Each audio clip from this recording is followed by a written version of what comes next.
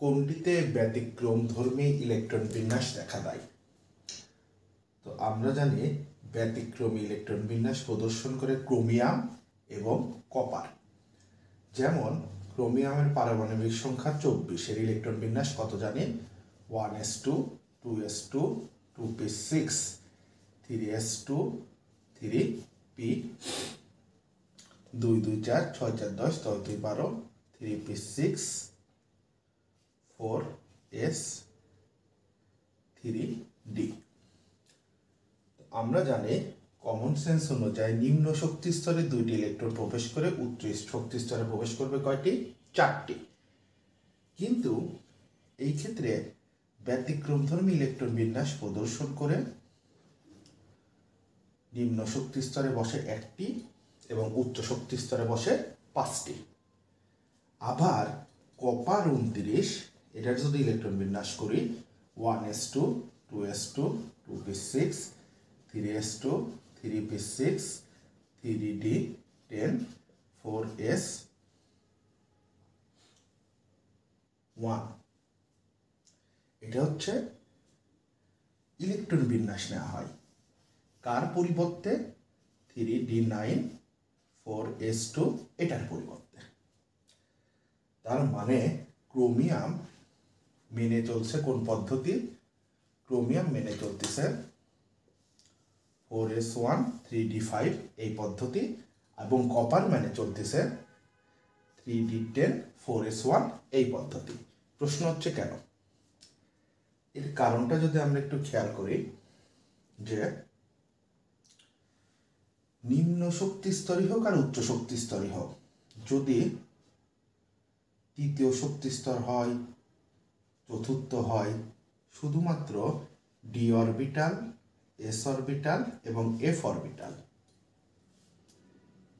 আবার P orbital, এই 3টে অরবিটালের ক্ষেত্রে যদি এসতে 2টি ইলেকট্রন, ডিতে 10টা, এফতে 14টা, পিতে 6টা, অথবা এসতে 1টা, ডিতে 5টা, এফে 7টা এবং পিতে 3টা, অর্থাৎ পূর্ণ কিংবা অর্ধপূর্ণ ইলেকট্রন দ্বারা যদি কোনো অরবিটাল পূর্ণ থাকে, তাহলে সেই পরমাণু অধিক স্থিতিশীল হয়। অর্থাৎ এই দুই অবস্থায় ক্রোমিয়াম এবং কপার স্থিতিশীল, সেই জন্যে এখানে ব্যতিক্রমধর্মী ইলেকট্রন বিন্যাস প্রদর্শন করে। সোডিয়াম ইলেকট্রন বিন্যাস আসলে কোনটি? তো আমরা অপশন থেকে মোটামুটি আমরা জানি সোডিয়ামের ইলেকট্রন বিন্যাস হচ্ছে সি অপশনটা। অর্থাৎ সোডিয়ামের পারমাণবিক সংখ্যা আমরা কত জানি? 11, 1s2 2s2 2p6 3s1। তো সোডিয়াম সম্পর্কে আরো কিছু ধারণা দেই। সোডিয়ামের পরিচয় হচ্ছে এটা হচ্ছে ধাতু, একই সাথে এটা বিজারক, এবং এটা কি ধরনের ধাতু? ক্ষার ধাতু, এবং এটা গ্রুপ 1 এর মৌল।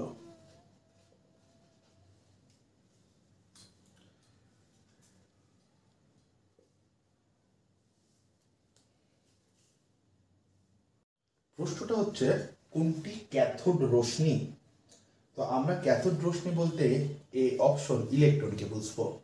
আমরা কিন্তু 9-10 লেভেলে ফিজিক্সে পড়ে আইছি যে উচ্চমাত্রার ইলেকট্রন যখন একটা অজানা ধাতুকে ভ্যাকুয়াম টিউবের ভিতর দিয়ে আঘাত করে, তখন একটা অজানা রশ্মি নির্গত হয়, যে অজানা রশ্মিটাকে আমরা কি বলি?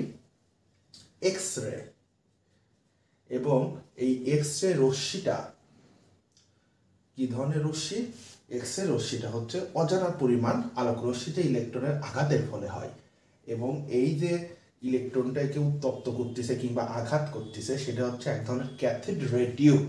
সেজন্য ক্যাথোড রশ্মি বলতে আমরা বুঝবো ইলেকট্রন। অক্সিজেন পরমাণুর নিউক্লিয়াসে কয়টি ইলেকট্রন থাকে? আমরা অক্সিজেন ও জানি 8 এবং এখানে থাকে 16।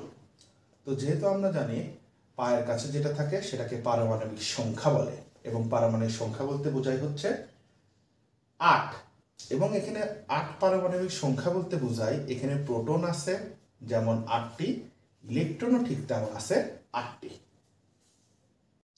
পর্যায় সারণীতে কার্বন মৌলের ইলেকট্রন বিন্যাস, এটা অবশ্যই অনায়াসে হবে অপশন বি। যেমন আমরা জানি কার্বনের পারমাণবিক সংখ্যা 6, ইলেকট্রন বিন্যাস 1s2 2s2 2p2। তো এই যে কার্বন 6 পারমাণবিক সংখ্যা, এটা সম্পর্কে আরো কিছু ধারণা দেয়। কার্বন হচ্ছে উত্তম বিজারক। কার্বনের দুইটি রূপভেদ আছে, একটা হলো গ্রাফাইট, আমরা যে পেন্সিল দিয়ে লিখি পেন্সিলের নিবটা যেটা দ্বারা তৈরি, এবং আরেকটা হচ্ছে হীরক, যার গলনাঙ্ক এখনো পর্যন্ত সবচেয়ে বেশি। এরা হচ্ছে কার্বনের দুইটা রূপভেদ। এবং কার্বন কিন্তু জৈব যৌগের একটা প্রধান উপাদান, কারণ আমরা জৈব যৌগ বলতে বুঝি কার্বন মিশ্রিত যৌগটাকেই বলে হচ্ছে জৈব যৌগ। এবং যদি বলা যায় যে কার্বনের আসলে যোজনী কত, কার্বনের যোজনী হচ্ছে 4, কারণ কার্বনের শেষ কক্ষপথে আমরা কয়টি ইলেকট্রন দেখতেছি? 4টি ইলেকট্রন। মজার ব্যাপার হচ্ছে কার্বন কিন্তু একই সাথে ধাতুর ন্যায় আচরণ করতেছে, একই সাথে অধাতু। যেমন আমরা নিঃশ্বাসের সাথে গ্রহণ করি অক্সিজেন, ত্যাগ করি কার্বন ডাইঅক্সাইড, এই জায়গায় কার্বনটা কিন্তু অধাতু। কিন্তু এই যে হিরো, গ্রাফাইট, এই জায়গায় কিন্তু কার্বনটা আচরণ করতেছে ধাতুর মতো। মজার বিষয় হচ্ছে কোন একটা প্রাণীর জীবাশ্ম থেকে সেই প্রাণীটা ঠিক কত যুগ আগে মারা গেছিল কিংবা জন্মগ্রহণ করেছিল, সেটা কার্বন 14 ডেটিং নামক একটা তেজস্ক্রিয় পরীক্ষার মাধ্যমে নির্ণয় করা সম্ভব। ইলেকট্রনের ভর কত গ্রাম? ইলেকট্রনের ভর যদি আমরা হিসাব করি, ইলেকট্রনের ভরটা গ্রাম এককে 9.1 ইন্টু 10⁻⁻28। কিন্তু যদি ইলেকট্রনের ভরটা আমরা কেজি এককে নির্ণয় করতে যাই, তাহলে হবে 9.8 ইন্টু 10⁻31। একইভাবে প্রোটনের ভর যদি আমরা গ্রাম এককে নির্ণয় করি 1.673 ইন্টু 10⁻24। যদি কেজি এককে আমরা প্রোটনের ভর নির্ণয় করি 673 10⁻